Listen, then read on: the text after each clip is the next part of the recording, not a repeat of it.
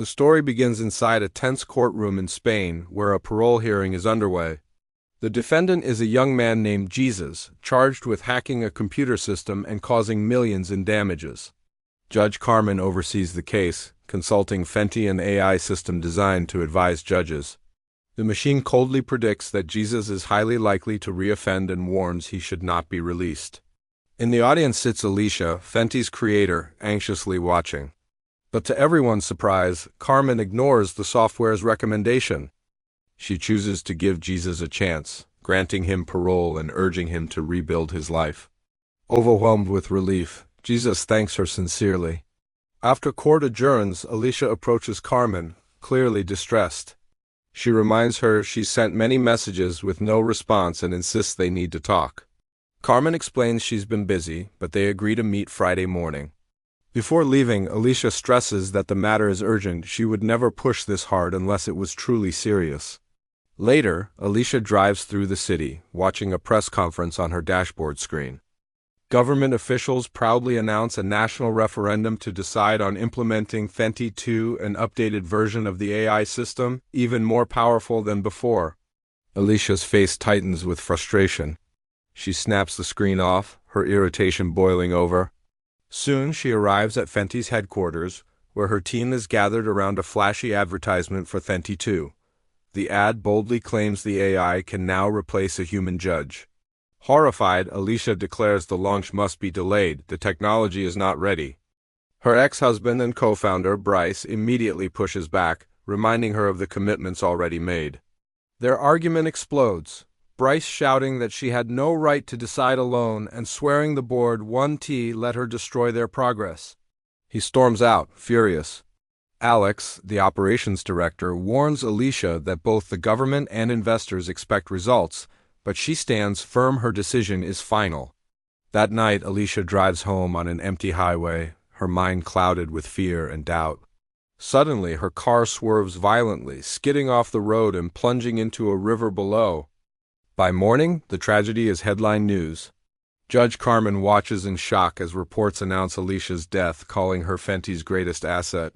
The broadcast declares her loss a devastating blow to both the company and the government SAI plans.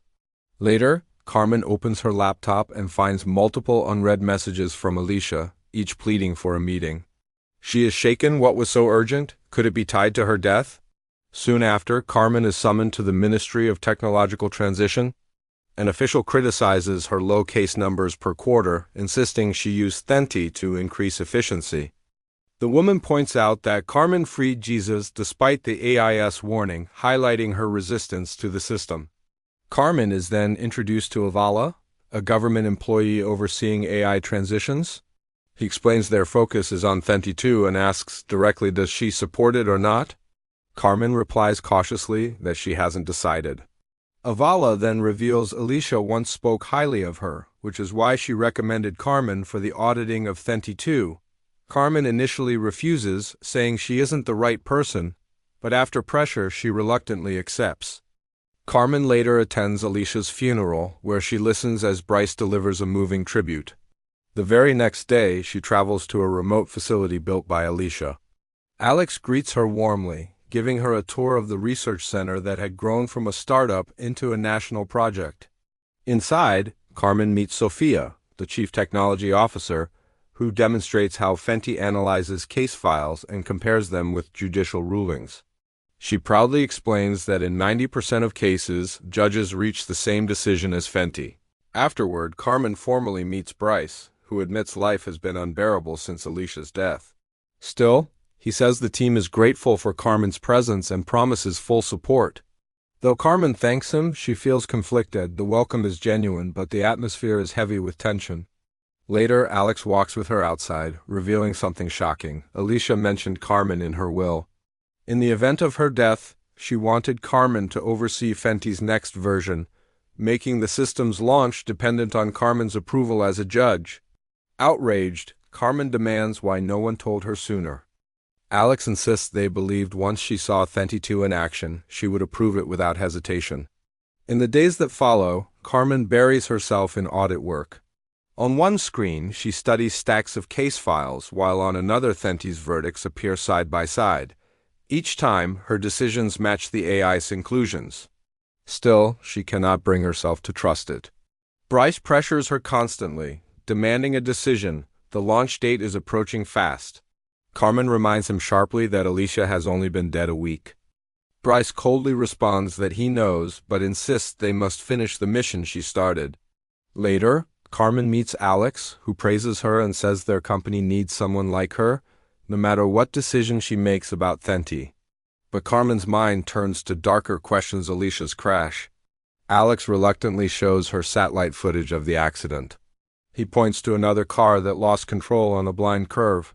Alicia's system had taken over, and following its ethical programming, it chose to protect the adult and child inside that vehicle, even if it meant sacrificing Alicia's life.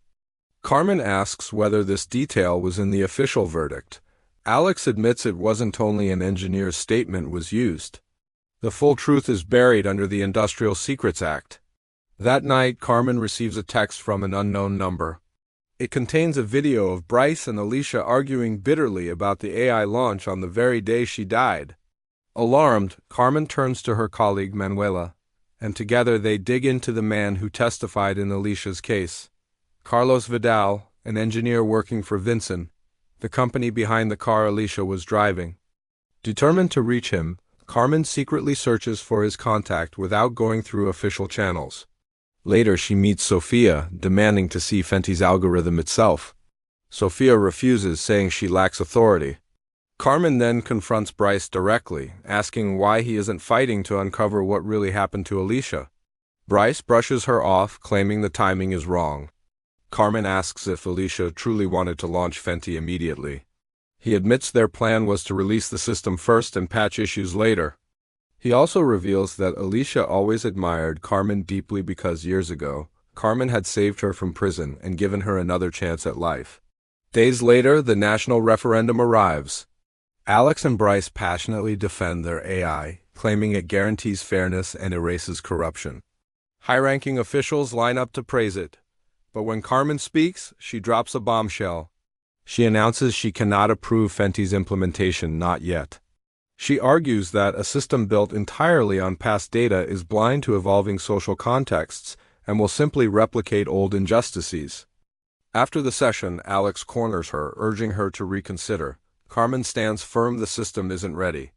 Desperate, Alex promises full access to the algorithm and reassures her deadlines will be postponed. Only then does Carmen cautiously agree. That night, Carmen senses danger. A man watches her from the shadows, forcing her to hurry into her car. Her phone rings a private number. To her shock, it's Carlos Vidal. He knows she's been searching for him and offers to meet. Soon, he slips into her car at a quiet location. Carlos warns her that nothing he says can ever appear on the record. He will never testify. Carmen promises discretion. Then he reveals the horrifying truth. Vincent's ads are a lie. Their vehicles don't treat all lives equally. In reality, premium users pay for their lives to be prioritized in accidents. Alicia's car was one of them. But she still died because hackers attacked the server days before and erased the premium protocols on just one car. Hers. Carmen reels in disbelief. Why wasn't this reported? Carlos explains that exposing the hack would also expose the entire premium system. He confesses he traced the attack and it leads suspiciously back to Fenty. He scribbles down an IP address linked to the network and begs her never to contact him again. Shaken, Carmen immediately calls Manuela, urging her to trace the IP address. But Manuela refuses. It's too late at night and abruptly hangs up. Driving home, Carmen notices headlights trailing her. A suspicious car follows closely, sending terror down her spine. The next morning, Carmen confronts Manuela again, begging her to trace the address. Manuela warns she'd need an official report, otherwise she could be ruined if her superiors found out. Carmen confesses her belief that Alicia's accident was no accident at all. Still, Manuela refuses, insisting Carmen file properly if she has evidence. Out of options, Carmen turns to the one person she once risked everything for: Jesus, the young hacker she released. She offers him a password for 2,000 euros in Bitcoin in exchange for his help. That evening, the two drive to Bryce's house. Jesus breaks in quietly while Carmen waits outside. Minutes later, he slips back with a hard drive full of files and Alicia's old ID card, which contains a geolocation chip tracking her movements before her death. Jesus surprises Carmen by refusing her Bitcoin payment. "Or even now," he says. "You gave me a second chance?" The next day, Carmen gets a call from Jesus. He has found evidence of the hack, but there's something disturbing, which he insists on sharing only in person. Carmen presses to meet immediately, but he insists he needs more time to analyze the files. They agree to meet tomorrow. But before that meeting can happen, Carmen receives an urgent call from Manuela, ordering her to come to the courthouse at once and to avoid the press. Carmen rushes over, only to hear devastating news. Jesus, the man she freed, has been arrested again, this time for child pornography. Even worse, the material includes photos and videos of children who had vanished months earlier. Carmen is stunned.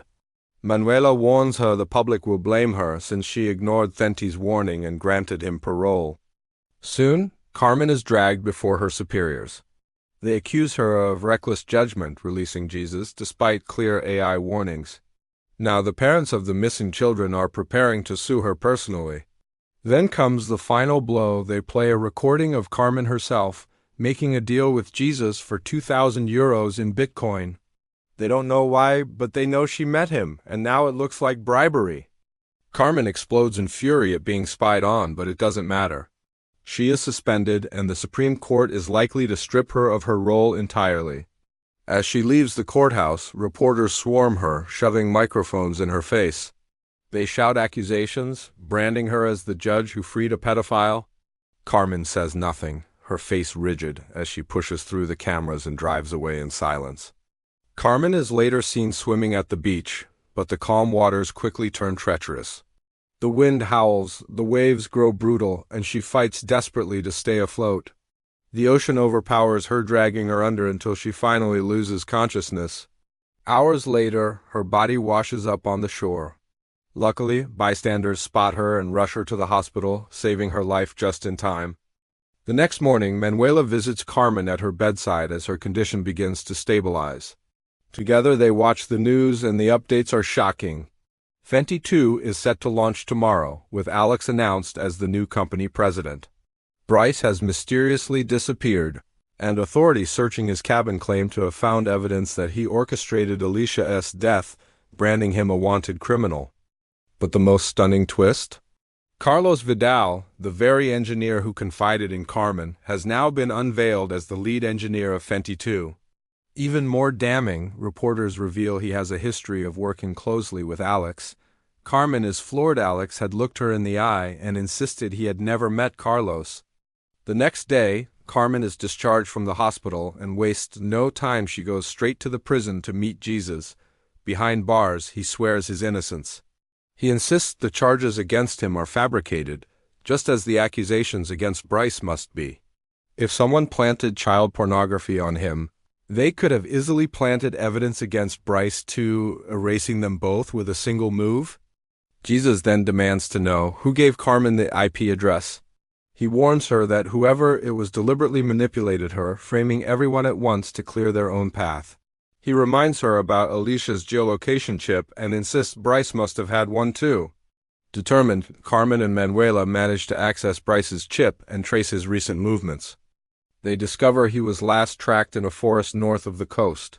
Carmen rushes there, piecing together a terrifying picture. Through a flashback, we see Bryce limping, wounded, as gunshots crack through the night. Moments later, Manuela informs Carmen that the signal is now coming from the sea nearby. The only way to recover the body is with divers, but it will take 2 days. Carmen, furious at the delay, immediately calls a sergeant, demanding a retrieval. At first, he refuses, reminding her she's suspended and has no authority. But Carmen pushes relentlessly until he relents, and soon a diving team descends into the dark waters. Elsewhere, Alex appears on live television to celebrate the launch of Fenty 2. To everyone's surprise, Carmen arrives too, invited as a guest on the same program. The host turns to her and asks for her view. Carmen delivers a damning warning. Accepting Fenty 2 means surrendering judicial independence. handing one of the state's greatest powers to a multinational corporation. Alex interrupts, smiling coldly. He claims Fenty is not about replacing judges, but enhancing justice, just as Alicia had dreamed. Carmen fires back. Yes, Alicia believed in enhancing justice, but she never wanted judges replaced. That's why she tried to stop the launch, and that's why she was silenced. Suddenly, the broadcast is interrupted by breaking news. The diving team has recovered Bryce's corpse from the bottom of the sea. The studio erupts in shock. Alex quickly scrambles to frame the narrative, declaring that Bryce murdered his ex-wife and fled, only to drown while on the run. But Carmen calls his bluff. She insists Bryce didn't kill anyone, and that the so-called evidence was planted part of a ruthless scheme by someone desperate to seize power. Alex, furious, demands if she's accusing him directly. He warns her to watch her words. Carmen stares him down and calmly responds, she's not here to judge him. She's here to ensure he faces a fair trial. The host, unsettled, abruptly ends the broadcast. The film closes on this explosive confrontation, leaving the future of Carmen, Alex, and the fate of Fenty 2 hanging in suspense.